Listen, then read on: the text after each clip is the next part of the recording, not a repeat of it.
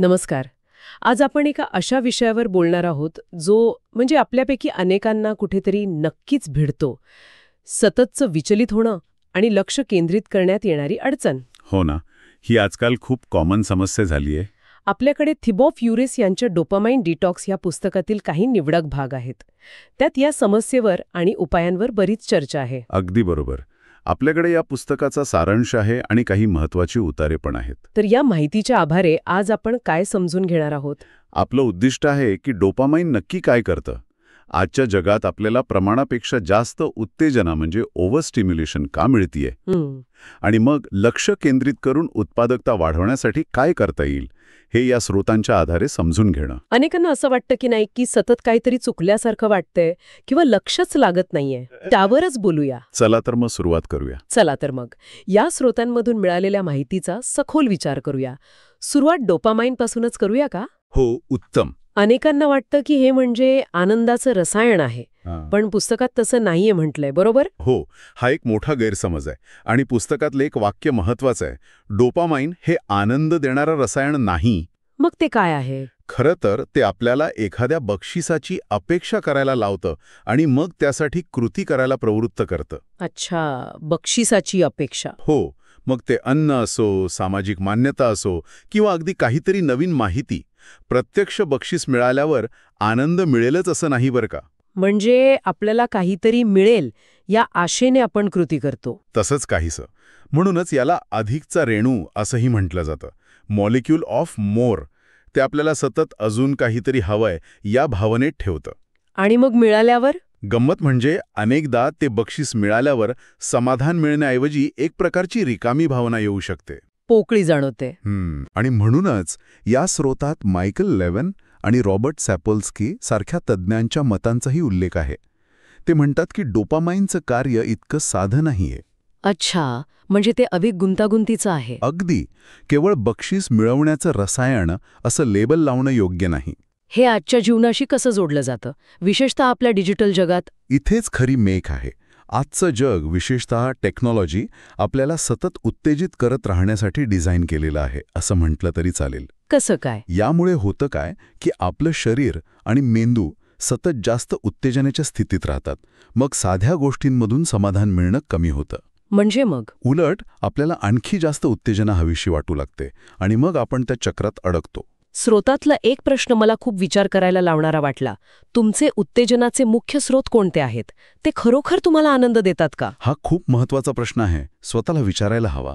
कारण अनेकदा आपण ज्या गोष्टींमागे धावतो, जसे की सोशल मीडियावरचे लाईक्स किंवा सतत ईमेल तपासणं, त्या कदाचित तात्पुरती उत्तेजना देत असतील. अगदी. पण खरा खोलवरचा आनंद किंवा समाधान नाही, तात्पुरता दिलासा असतो तो फक्त. आणि हेच ते अपहरण आहे का ज्याबद्दल पुस्तकात बोललंय? आपलं लक्ष आणि आपली डोपामिन प्रणाली कशी हायजॅक केली जाते. बरोबर. पुस्तकात अगदी स्पष्ट म्हटलंय, आजचा समाज तुमच्या डोपामाइन न्यूरोट्रान्समीटरना अपहरण करण्यासाठी डिझाईन केलेला आहे. न्यूरोट्रान्समीटर म्हणजे मेंदूत संदेश पोहोचवणारे रसायन, बरोबर? हो. तर ॲप्स, नोटिफिकेशन्स, जाहिराती या सगळ्या गोष्टी आपल्याला अडकवून ठेवण्यासाठी आणि आपलं लक्ष वेधून घेण्यासाठी अत्यंत हुशारीने बनवलेल्या आहेत. याची प्रक्रिया कशी घडते, उदाहरणाने सांगाल का? समजा तुमच्या फोनवर नोटिफिकेशन आलं. काय होतं? मेंदूला सिग्नल मिळतो की काहीतरी बक्षीस असू शकतं. नवीन माहिती, मेसेज, काहीतरी. उत्सुकता वाढते. हो, मग तुम्ही फोन तपासता. यातून डोपामाइन रिलीज होतं. पण तो खरा आनंद नसतो. ती फक्त अपेक्षा पूर्ण झाल्याची एक क्षणिक भावना असते. आणि मग कामावरून लक्ष उडतं. नेमकं तेच. आपलं काम मध्येच थांबतं, लक्ष विचलित होतं. आणि ही प्रक्रिया वारंवार घडल्याने आपली एकाग्रता करण्याची क्षमता हळूहळू कमी होते. पुस्तकात अन्नाच्या तीव्र इच्छेचा म्हणजे फूड क्रेव्हिंग्सचा पण उल्लेख आहे ना? हो, आहे. विशेषतः साखर आणि चरबीयुक्त पदार्थ. ते खाल्ल्याने डोपामाइन रिलीज होतं आणि आपल्याला तात्पुरतं बरं वाटतं. आणि आजकाल असे पदार्थ सहज उपलब्ध आहेत. अगदी. त्यामुळे आपण गरजेपेक्षा जास्त खातो. अर्थात साखर ही ड्रग्ज इतकी व्यसनाधीन आहे की नाही यावर तज्ज्ञांमध्ये मतभेद आहेत असंही यात नमूद केलंय. पण मुद्दा काय आहे? मुद्दा हा आहे की या सहज उपलब्ध उत्तेजनांमुळे आपली नैसर्गिक इच्छा आणि नियंत्रण प्रणाली कुठेतरी बिघडते. याचे दीर्घकालीन परिणाम काय होतात असं वाटतं? सगळ्यात मोठा परिणाम म्हणजे आपली दीर्घकालीन विचार करण्याची आणि नियोजन करण्याची क्षमता कमी होते. हे महत्वाचं आहे. हो. पुस्तकातलं एक वाक्य मला आठवते, दीर्घकालीन विचारसरणी हे तुमचं ध्येय साध्य करण्याचं रहस्य आहे. पण आजचे व्यत्यय आपल्याला कुठे ढकलतात? ते आपल्याला अल्पकालीन समाधानाकडे ढकलतात. जसं सोशल मीडियाचं त्वरित मिळणारं फीडबॅक. लाईक मिळालं की बरं वाटतं, पण त्याने मोठं ध्येय साध्य होत नाही. या उलट ॲमेझॉनचं उदाहरण लिहिलं आहे पुस्तकात. हो, जेफ बेझोस यांनी सुरुवातीला नफ्याचा विचार केला नाही. त्यांनी कंपनी वाढवण्यावर लक्ष केंद्रित केलं. तो दीर्घकालीन दृष्टिकोन होता. पण आपलं मन तर लगेच समाधान शोधतं. बरोबर. ते आपल्याला सतत तात्काळ समाधान देणाऱ्या गोष्टींकडे खेचतं आणि त्यासाठी ते काही सब्बी पण शोधतं बरं का. कोणत्या सब्बी? काय म्हटलंय स्रोतात? काही मजेदार उदाहरणं दिली आहेत. जसं की एखादं कठीण काम समोर असताना आपण सोपं काम निवडतो आणि स्वतःला सांगतो, अरे कामावर परतणं सोपं आहे किंवा हे नंतर करू शकतो. टाळाटाळ करतो आपण. हो. आपल्याला वाटतं की सतत काहीतरी नवीन किंवा उत्तेजक करत राहणं म्हणजे एक्सायटिंग आहे, पण ते खरं समाधान नसतं. आणि सगळ्यात महत्त्वाचं FOMO. Fear of missing out. हो, म्हणजे काहीतरी महत्त्वाचं आपल्याकडून सुटून जाईल ही भीती. यामुळे आपण सतत फोन तपासत राहतो, मेसेजेस बघत राहतो. या सगळ्यामुळे खोलवर जाऊन विचारपूर्वक काम करणं, ज्याला डीप वर्क म्हणतात, ते कठीण होऊन बसतं. नेमकं तेच. आपलं लक्ष सतत विभागलेलं राहतं. आणि यातली खरी मेख काय आहे माहितीये? काय? आपलं लक्ष कसं नकळतपणे दुसरीकडे खेचलं जातं याची जाणीव होणं, हेच यावर मात करण्याचं पहिलं पाऊल आहे. हे सगळं ऐकून थोडं चिंताजनक वाटू शकतं की आपलं लक्ष इतकं सहज कसं विचलित होतंय. पण चांगली गोष्ट म्हणजे या स्रोतांमध्ये यावर एक स्पष्ट उपाय सांगितला आहे. हो, आहे. ज्याला लेखक डोपामाइन डिटॉक्स म्हणतो. याचा नेमका अर्थ काय आहे? डिटॉक्स म्हणजे काय? डिटॉक्स हा शब्द इथे अगदी शास्त्रीयदृष्ट्या अचूक नाहीये कदाचित, पण लेखकाचा उद्देश आहे उत्तेजना जाणीवपूर्वक कमी करणे. उत्तेजना कमी करणे? हो. कल्पना अशी आहे की जेव्हा आपण बाह्य उत्तेजना कमी करतो, तेव्हा जी कामं आपल्याला एरवी कंटाळवाणी किंवा कठीण वाटतात, ती अधिक आकर्षक आणि सोपी वाटू लागतात. अच्छा, म्हणजे अवघड कामं सोपी वाटायला लागतात. तसं होऊ शकतं. स्रोतातील वाक्य हे स्पष्ट करतं. जेव्हा तुम्हाला कमी उत्तेजनेची आवश्यकता असते, तेव्हा आव्हानात्मक, कंटाळवाणी किंवा नीरस वाटणारी कामे अधिक आकर्षक आणि हाताळण्यास सोपी होतात. म्हणजे मेंदूला कमी उत्तेजनेची सवय लावणं, जेणेकरून साध्या कामातही रस वाटेल. अगदी बरोबर. त्यासाठी पुस्तकात काही प्रकार सुचवले आहेत. कोणते प्रकार? एक आहे 48 तास संपूर्ण डिटॉक्स. यात जवळपास सर्व बाह्य उत्तेजना बंद करायच्या. सर्व म्हणजे काय काय? इंटरनेट, सोशल मीडिया, विशिष्ट प्रकारचे अन्न म्हणजे जंक फूड वगैरे पूर्णपणे बंद. मग करायचं काय? फक्त चिंतनशील फेरफटका म्हणजे शांतपणे चालणं, लेखन करणं, ध्यान करणं अशा गोष्टी करता येतात. हे तर खूपच कठीण वाटतंय. हो, आहे कठीण. म्हणून दुसरा पर्याय आहे 24 तास डिटॉक्स. हा थोडा कमी कालावधीचा आणि करायला सोपा आहे. आणि तिसरा? तिसरा आहे आंशिक डिटॉक्स. यात फक्त एका मोठ्या व्यत्ययावर लक्ष केंद्रित करायचं. समजा फक्त सोशल मीडिया बंद ठेवणं किंवा फक्त YouTube बंद ठेवणं. हे जास्त व्यवहार्य वाटते सुरुवात करायला. हो, हळूहळू सुरुवात करता येते. याचा फायदा काय होतो असं म्हटलंय? नैसर्गिक उत्तेजना पातळीवर परत येणं. हो, तो मुख्य फायदा आहे. जेणेकरून लक्ष केंद्रित करणं सोपं जाईल. आणि एक रंजक मुद्दा मांडला आहे. कोणता? की डिटॉक्स नंतर कंटाळासुद्धा आकर्षक वाटू शकतो. कंटाळा आकर्षक कसं काय? कारण आपला मेंदू कमी उत्तेजनेला सरावलेला असतो आणि मग शांततेची, स्वतःच्या विचारांची किंमत कळू लागते. सतत काहीतरी करण्याची गरज वाटत नाही. हे प्रत्यक्षात करायचं कसं? त्यासाठी काही पद्धत सांगितली आहे का या स्रोतांमध्ये? हो, एक सोपी 3 चरणी पद्धत दिली आहे. पाहूया. पायरी 1. पायरी 1. सर्वात मोठे व्यत्यय ओळखा. तुमच्यासाठी सगळ्यात जास्त लक्ष विचलित करणाऱ्या गोष्टी कोणत्या आहेत? त्याची यादी बनवायची. हो, आणि फक्त व्यत्यय नाही तर डिटॉक्स दरम्यान काय करू शकतो आणि काय करू शकत नाही याची स्पष्ट यादी बनवायला सांगितली आहे. आणि ती समोर ठेवायची. म्हणजे नियम स्पष्ट करणं स्वतःसाठी.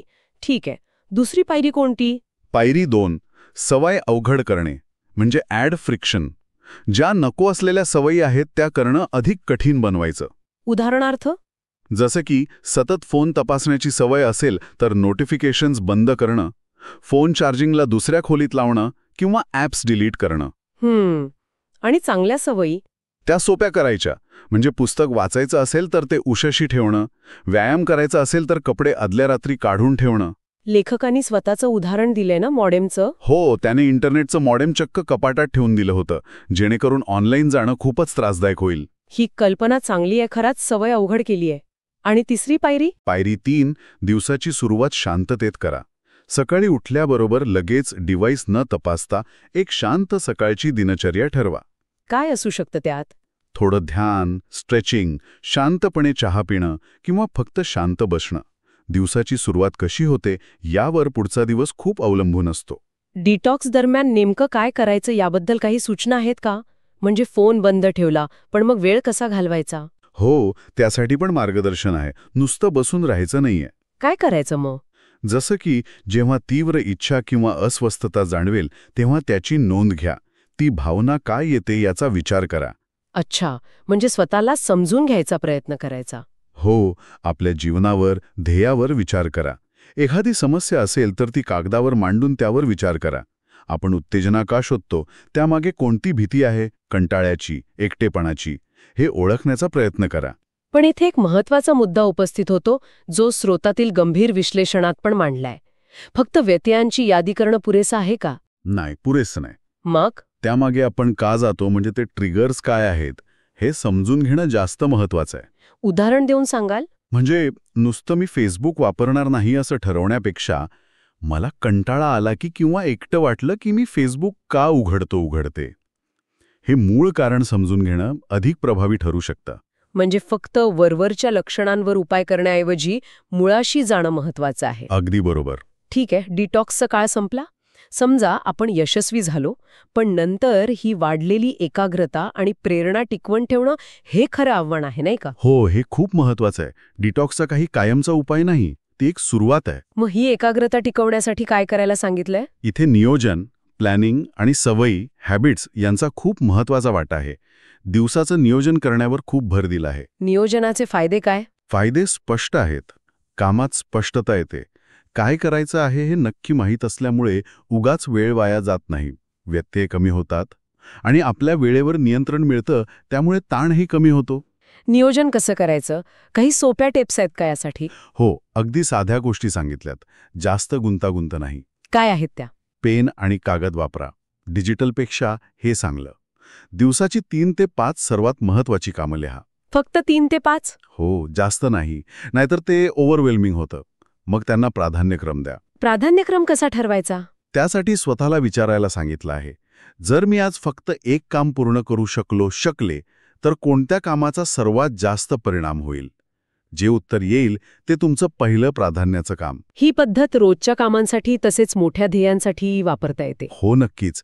अल्प आणि दीर्घकालीन दोन्ही ध्येयांसाठी उपयोगी आहे. नियोजनासोबतच प्रत्यक्ष कामावर लक्ष केंद्रित करण्यासाठी काही युक्त्या आहेत का कामाला लागायला मदत करतील अशा? नक्कीच. कारण नियोजन केलं तरी कामाला बसणं आणि टिकून राहणं महत्वाचं आहे. काय युक्त्या आहेत? काही प्रभावी युक्त्या आहेत. एक म्हणजे कामासाठी निश्चित वेळ आणि जागा ठरवा. त्याने एक प्रकारची शिस्त लागते. रुटीन तयार होतं. बरोबर. दुसरं, कामाची सुरुवात करण्यासाठी एखादा शांत करणारा ट्रिगर वापरा. जसं शांत संगीत लावणं किंवा फक्त एक कप चहा बनवणं. त्याने कामाच्या मूडमध्ये यायला मदत होते. तिसरं महत्वाचं आहे.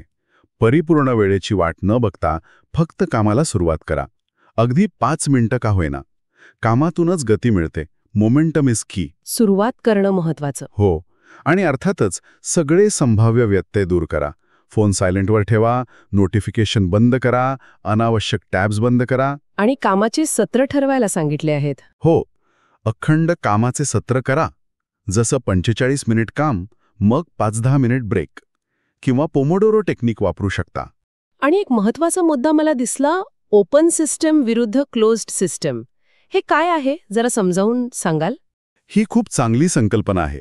ओपन सिस्टम म्हणजे अशा गोष्टी जिथे माहिती आणि उत्तेजनांचा प्रवाह सतत चालू असतो आणि तो आपल्या नियंत्रणात नसतो.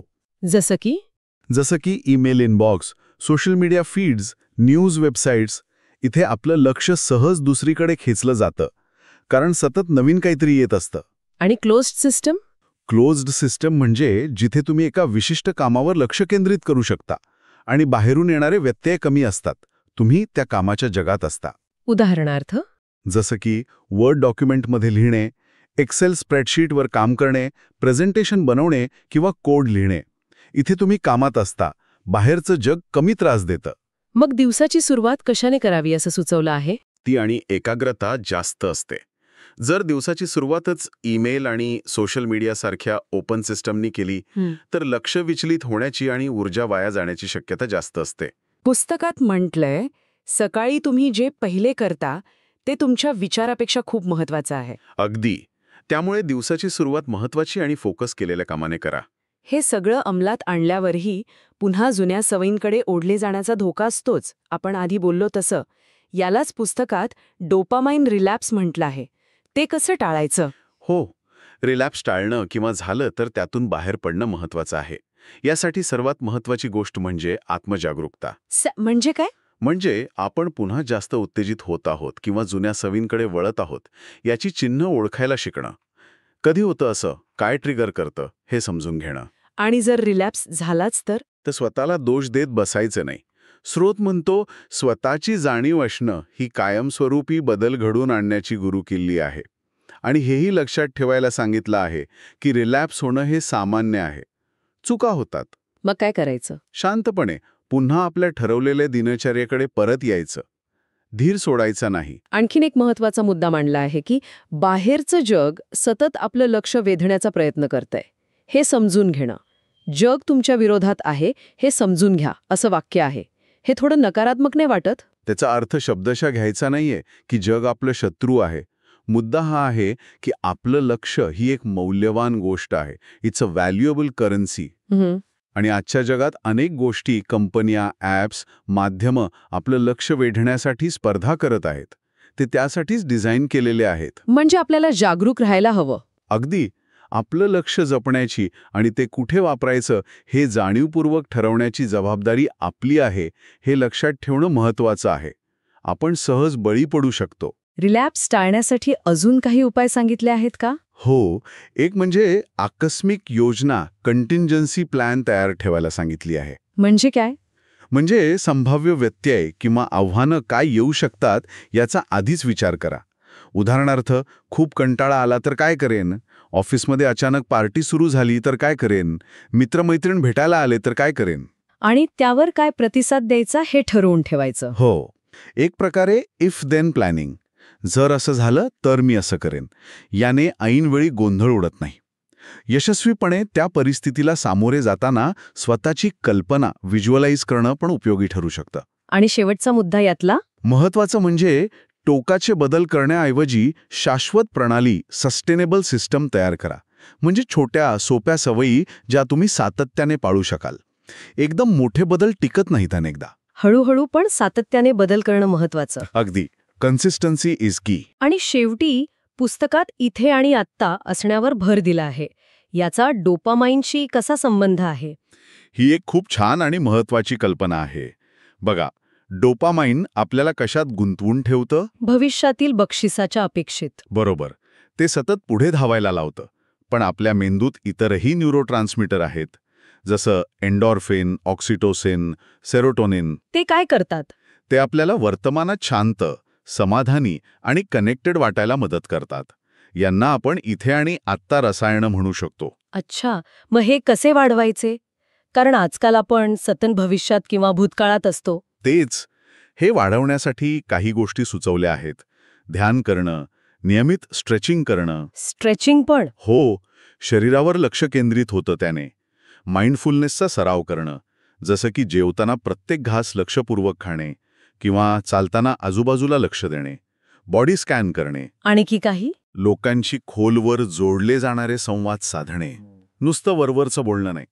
निसर्गात शांतपणे फेरफटका मारणे. हो हो हो. आणि एक गमतीशीर गोष्ट पण होती. हो, कंटाळ्याचा स्वीकार करायला शिकणे. प्रॅक्टिसिंग बोर्डेम. हो, सतत काहीतरी उत्तेजक करण्याऐवजी काहीही न करता शांत बसण्याची सवय लावणं. सुरुवातीला अवघड वाटेल, पण त्याने मेंदू शांत होतो. या सवयी रुजवण्यासाठी 30 दिवसांचं आव्हान घेण्याची कल्पनाही मांडली आहे. म्हणजे सतत उत्तेजनेच्या मागे धावण्याऐवजी जाणीवपूर्वक वर्तमानात राहण्याची निवड करणं. नेमकं तेच हे आपल्याला जास्त संतुलित आणि समाधानी राहण्यास मदत करू शकतं. नुसत्या उत्तेजनेपेक्षा समाधान महत्वाचं. तर या सगळ्या चर्चेतून काय घेण्यासारखं असं वाटतं? थिबॉट युरिस यांच्या डोपामाइन डिटॉक्समधील या माहितीनुसार आजचं आधुनिक जीवन आपल्याला नकळतपणे जास्त उत्तेजित करतं. हो, आणि त्यामुळे आपलं लक्ष आणि समाधान दोन्ही धोक्यात येतं. हे तर स्पष्ट आहे. पण चांगली गोष्ट ही आहे की हे स्रोत फक्त समस्या सांगून थांबत नाही.